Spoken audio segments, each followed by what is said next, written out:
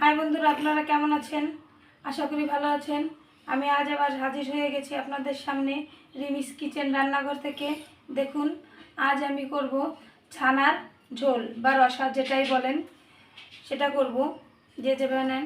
এটা আমি ঘরের দুধ থেকে নিজে হাতে পনিরটা করে নিয়েছি। দেখুন, ছানা দিয়ে। আর এখানে আছে আলু টুকরো টুকরো কাটা, এখানে আছে এক টুকরো লেবু, এখানে চিনি, এখানে আদা জিরে বাটা, এটা গরম মশলা বাটা, এখানে আছে শুকনো লঙ্কার গুঁড়ো। এবার দেখুন প্রস্তুত প্রণালী, আমি এই রেসিপিটা কিভাবে করব।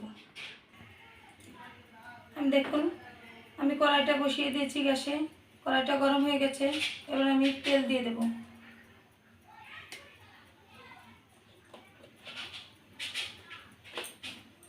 তেলটা গরম হতে হতে আমি এখানে ছানার টুকরোগুলো দেখুন একটু মেখে নেব। প্রথমে আমি দিয়ে দেব একটু লবণ, একটু চিনি, একটু লঙ্কার গুঁড়ো আর একটুখানি লেবু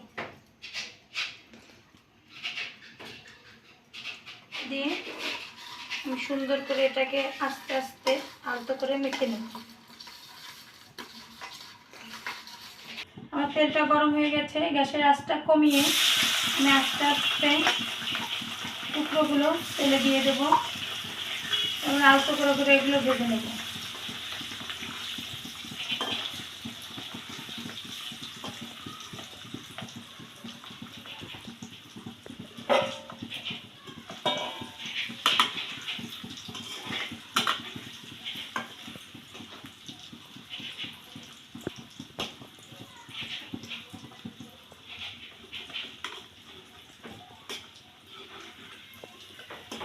গ্যাসের আঁচটা বেশি দিয়ে ভাজতে যাবেন না, তাহলে এগুলো পুড়ে বেশি লাল লাল হয়ে যাবে।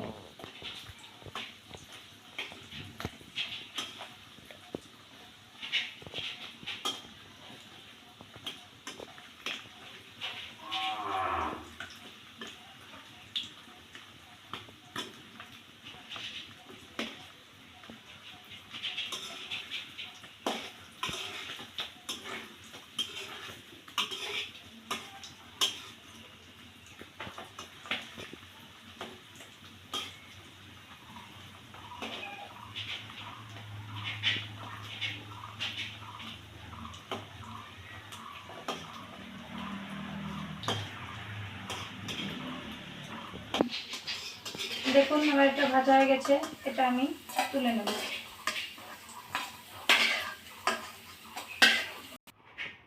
দেখুন, আমার ভাজাটা হয়ে গেছে। একটু জিরে দিয়ে দিলাম ফোড়নে,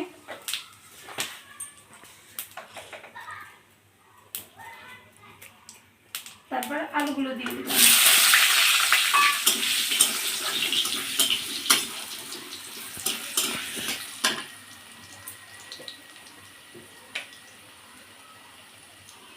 এবার দিয়ে দিলাম একটুখানি হলুদ, সামান্য একটু লবণ। আলুটা ভাজা হবে একটু। এবার দিয়ে দিব দুটো তেজপাতা। তেজপাতাটা আগে দিয়ে দিলে তেজপাতাটা বেশি পুড়ে যেত, এর জন্য আমি একটু পরে দিয়ে দিলাম।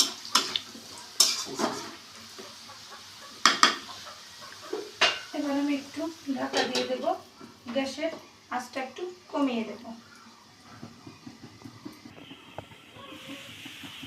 ঢাকনাটা তুলে নিলাম। দেখুন, আমার আলুটা সুন্দর ভাজা হয়ে গেছে। এবার আমি সব মশলা একে একে অ্যাড করে দেব। প্রথমে দিয়ে দিলাম আদা জিরে বাটাটা,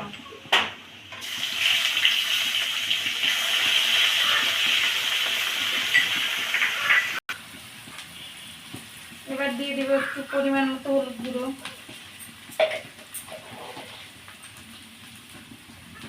দিয়ে দেবো শুকনো লঙ্কার গুঁড়ো, দিয়ে আমি এবার মশলাটা সুন্দর করে কষিয়ে নেব। দেখুন, মশলাটা কষানো হয়ে গেছে। এবার আমি দিয়ে দেব অল্প করে একটু লবণ কারণ আমার পনিরটা ভাজার লবণ ছিল তেলে, আবার আলুটা ভেজেছি সে লবণটাও ছিল, এই জন্য আমি একটু সামান্য লবণ দিয়ে দিলাম। পরিমাণ মতো জল।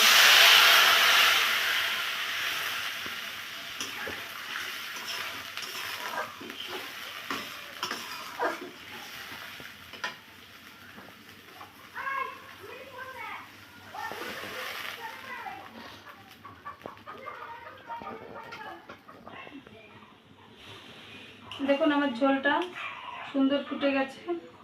এবার আমি পনিরগুলো দিয়ে দিলাম।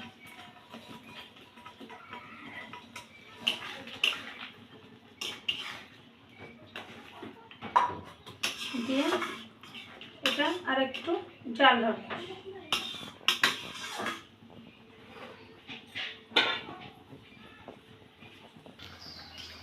এবার দিয়ে দেব গরম মশলা,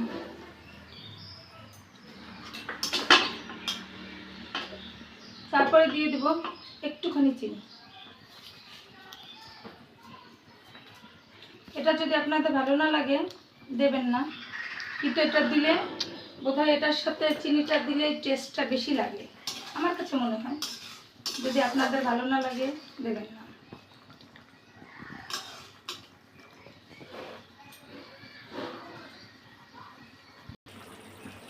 দেখুন আমার ছানার ঝোলটা হয়ে গেছে। এবার আমি পরিবেশনের জন্য নামিয়ে নেব। দেখুন আমার রেসিপিটা হয়ে গেছে, ছানার ঝোল বা রসা যেটা আপনারা বলেন।